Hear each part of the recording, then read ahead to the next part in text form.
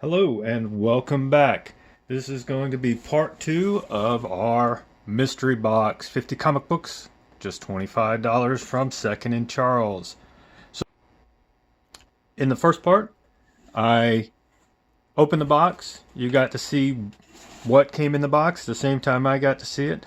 We had 50 comics, just briefly went through what I received, and now I'm going to go and show a little bit more information about those comics. What I did is that I took all those comics, I placed them in their protective bags with boards. While I was doing that, I also entered it into my database. While I was taking the time to put all the comics into their protective bags with boards, I was also entering them into my online database. Now, I use comicbookrealm.com. I've been using it for the last 8 years. It is a fairly robust website to allow you to track your collection, and it has some good functionality to it as far as separating your comics into various categories, groupings. They call them piles, so it's just a pile of comics. As you can see, when I entered these 50 comics from my mystery box, I just put them into a master pile, and it lists them by title, and it gives you a little bit of information right there. It shows you how many comics are in that title, what you paid, the value, and your potential profit. So for this, I have 49 comics. I paid $24.50 with a value of $250.28 and a potential profit of $225.78. Now, as you just saw in my comic book realm listings, that the value of the comics are listed as $250. That's a potential value. That's not necessarily the true value of the comics because it's going to depend on what you can really sell them for. Now, for example, I just spent $25 to buy these comics. So that's the value of these comics at this time. Now, granted, putting them into the database, the database lists them as face value. Face value is the value of the comic as listed on it and what it was sold for. I take, for example, this Punisher. It sold for $4.99 when it was new. So that's what the quote-unquote value is. This Spider-Man sold for $2.99. So that's the value. So you may be wondering why, if I bought 50 comics, there were only 49 listed on my Comic Book Realm database. Well, that's an interesting reason because this Smite, this copy of Smite right here. Now, if you're observant, you might have noticed that there is no barcode on it. There is no price on that cover. You know, most of these comics are going to have a barcode or a price code on them, and the barcode will be on the back. This Smite has neither. I had to do a little research, and I still have no idea how much this comic is worth or where it actually came from. I'm assuming that it came as a bonus in buying a physical copy of the game, and because apparently Smite is an online game that you can play, and I could go to Dark Horse Comics website and I can find a digital copy of these. I can find links to a physical trade paperback, but I cannot find any information on these comics. So it's not listed in my 50 comics. That's why I'm only listing at 49. So we're going to set that over there. For now, we're going to talk about some of the other stuff. We're going to talk about things like what constitutes the value of the comics. Like I said, these comics are all face value. What determines the value of a comic can be such things as the condition of the comics. Are they first issues of a particular comic? Are they first appearance of a new character in comics that becomes popular later on? And it could be a variant cover. So I'll talk a little bit more about variant covers in a minute. But for now, we're going to talk about things like what I received in here. First issues. This Defiant is a first issue of this series. I don't really know a lot about this series, but Image is an imprint of Marvel Comics. So we got 1 and 3, but again, they're face value, nothing exciting. We got a first issue of this Nightmare and Fairy Tales, another independent comic, and again, their face value. So first issues can definitely increase in value, but don't necessarily mean that that's what's going to happen. It's Death Gallery first issue, Kill Shakespeare first issue. But again, none of these really increased in value, and this Dark Arc was first issue. Now, I did receive several Punishers, and there are first issues in these new runs. This new run of Punisher had that first issue. Not really, again, any increase in value. Same thing with this Punisher Soviet. This first issue, and then this War Realms tie-in for Punisher. That's the first issue on that. But unfortunately, no increase in value beyond cover price. So in addition to the other ones, we received several Spider-Man titles. There was a first issue in here. Let's see what we got. Amazing Spider-Man. There we go. We got the first issue of Spectacular Scarlet Spider. Unfortunately, not highly sought after, so no more than cover price. I do believe that was the only first issue with the Spider series that we received. Alright. Stick those back on there. My one DC that was in this box. John Constantine, Hellblazer, Annual 1989, number 1. Now I did also receive a Savage Avengers number 1. This is the only duplicate comic that I got. All the rest of these comics that I received, I don't have copies of, so that was nice. But I had already had a copy of this. And unfortunately, right now it is cover price. So we're going to sit that there. Move that one over there. Now, I kind of fibbed a little bit when I said that all the comics were cover price. Now, technically, this Kanan is cover price, at least cover price. But if you notice, there's a nice sticky note on there that says $70 to $80. This is the only key comic that I received in this box, but it was a nice surprise. So as I'm entering these items into the database, it pops up that it's worth $70 to $80. Now, whereas I'm very confident in Comic Book Realms information, I went ahead and texted one of my friends who is also a collector, and he uses it as a different database. So I said, hey, can you verify that this is going for $70 to $80?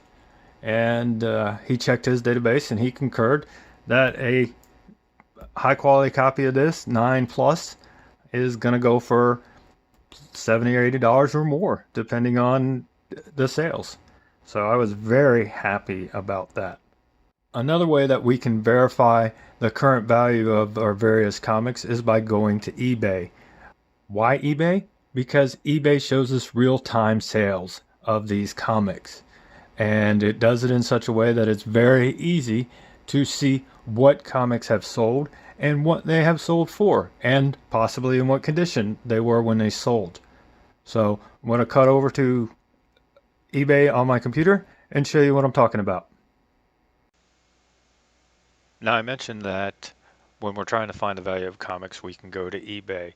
All we've got to do is enter the name of the comic that we're looking for, and it's going to pull up a listing of all the auctions. Now, we don't want current auctions. We want to find out what has sold recently. So go over here, click See All, and as you see, it pulls up a different selection.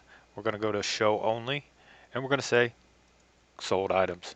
We're going to hit Apply, and it's going to bring up a list of all the items that have sold. The sale is completed, and it's going to give us a value so we know where it's at. Now, the first thing that we have is from June 21st. It's number 1, Very Fine Plus Near Mint. We see that it went for $45.23 with 9 bids. So not quite that $70 to $80 mark. When we scroll down, we see some other various things. This is a Variant cover going for $40. This is issue number 6, going for a heck of a lot. Now here is also a variant cover, but as you can see, it's graded. It's a 9.8, 1 of 25. So that means there are 25 copies of this cover out there in the world, and it had a buy it now for $1,150, and it says that it's sold. So not too shabby. Here's another non-graded copy going for $31. We go down just one more. This is a 9.0 graded copy going for $91 at 12 bids plus $20 shipping. Now, just something to keep in mind, if we're getting a comic graded, it's going to cost money. Grading is not free. Grading can cost up to $50, but it locks in that comic at that grade, and it seals, and they are sealed to protect that comic from any further damage or further harm. So with all that said, does that mean I am going to get $70 or more for this Canon? No. Comic sales go up and down as the interest in a title fluctuates, the rarity of the title fluctuates. I don't know how many of these were printed, but based on the eBay sales, if I wanted to take the time, wanted to spend the money to get this graded, then I have a better chance of selling it for more money. Now I'm just going to briefly mention grading. There is a standard grading scale. This is going to be just a quick overview of the grading scale, because it's something that as you get into the hobby, as you start collecting more, you're going to want to at least familiarize yourself with the grading scale, so it will help you determine the condition of the comic that you're buying, and is it really worth spending that extra money, because the price of the comic is going to change the higher on the grading scale it is. Now, as you can see, it goes from gem mint at 10 all the way down to poor at 0.5 if it's coming in clearly. Most of these comics are going to make your money are going to be the 9 and higher. Now, you saw on eBay that one went for that was graded as a 9.8. It's a nearly perfect collectible with negligible handling or manufacturing defects. So with that in mind, let's take a look at my comic. Do I think that it's a 9.8? Unfortunately, no. Because I don't know if you can see it, but I can see it right here on this corner. Let's bring it down into frame. There is a defect. There is a little line that's breaking the color. That means that corner has been bent. Now, this comic is 6 years old. I got it in a mystery box. It was not in a sleeve. It was not in a plastic bag with a board, so it wasn't protected. So that could have happened at any point in time.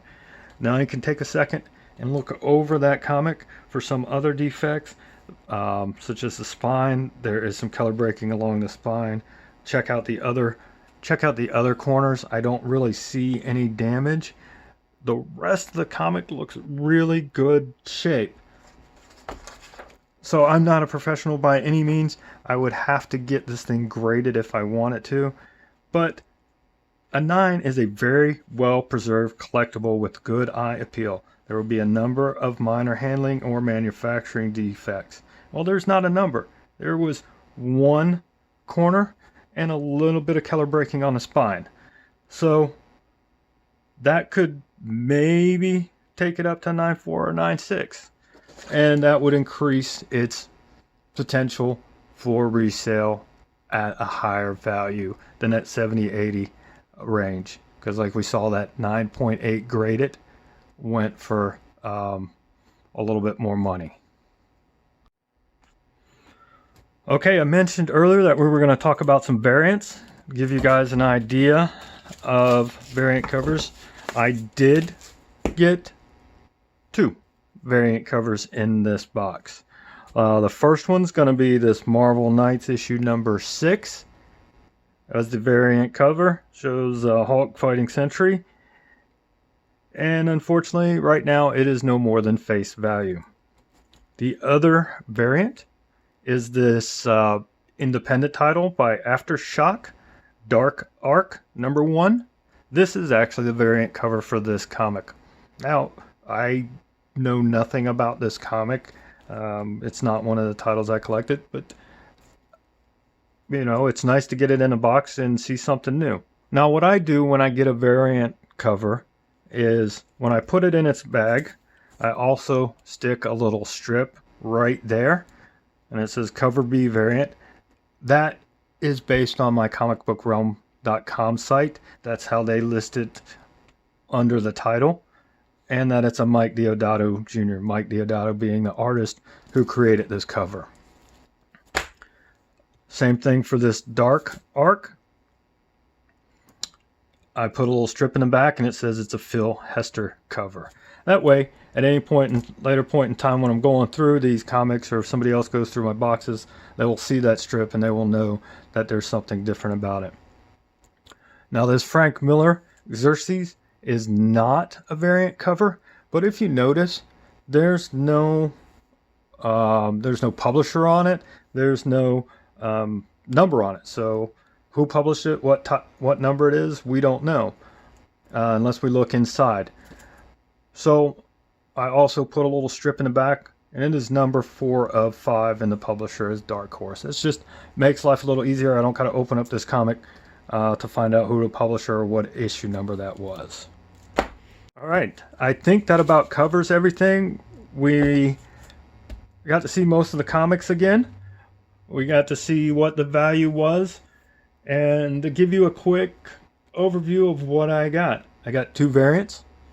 I got 12 first issues, which is a good selection out of 50. That's a quarter of those comics are first issues. I got 1 key comic, that Kanan, so that was a very nice surprise. The titles break out into 11 separate Spider-Man titles, 4 different Punisher titles, 7 indie titles, 4 other Marvel issues, 4 other titles, and then 1 DC title. That is a pretty good selection, variation of comics out of one box. I have mentioned the condition of the comics several times, and even though these weren't packaged in the best way, they were in fairly good condition. All of the comics are probably at least a 9. There may be a couple exceptions in there, but they are all pretty clean. They may have just a little bit of corner damage. This is one of the most frequent areas of damage on comics, is these corners. The question on everybody's mind is, was it worth it? Well, yes. Now, if I chose to sell this Kanan, I would easily make the money back that I spent. But let's be honest, I'm probably not going to sell this or any of these comics right now because I am collecting comics. Now, there are plenty of folks who collect comics just to turn around and trade them or sell them. I'm not quite at that point yet. I'm collecting for the sheer enjoyment of collecting the comics. But at some future point, maybe I will be able to flip them. So, in conclusion, do I feel this was a good value? I do. I feel it was a very good value. I got 12 first issues, 2 variants, 1 valuable key issue. So for 50 comics, $25, right there I feel I got a good value. The fact that I got that special comic in there made it a great value. There is a decent selection of titles. For my box, I got several Marvel and indie titles that had a good range from the 90s up until now. Would I buy it again? Spoiler alert, I've already picked up another box. And so I will be doing another unboxing at a later date. Not going to do it as the next video because I already have an idea of a video that I want to do. It also is a good deal for new collectors. Do you have a new collector in your life? Somebody that's just now getting into the hobby? You got a son, a daughter, a niece, a nephew, grandson, granddaughter, best friend, whoever. This would make a great present for that individual. It's going to give them a variety of titles probably titles that they wouldn't have looked at otherwise. It'll give them that exposure to it and maybe spur a new interest in a new title to help spur their collection along. So if you have a Second and Charles nearby you, and there are several states that have them, swing in. If they got the mystery box, great present to someone else or to yourself. And as always with the mystery box, opening it up, finding those new titles, finding what you got, and occasionally finding that gem gives you that feel-good moment and adds to your collection. That's really all for now. I thank you for watching. And like I said, stay tuned. I got a couple ideas for some other videos that I want to do. And hopefully I'll get a little bit better at this video recording business. Take care.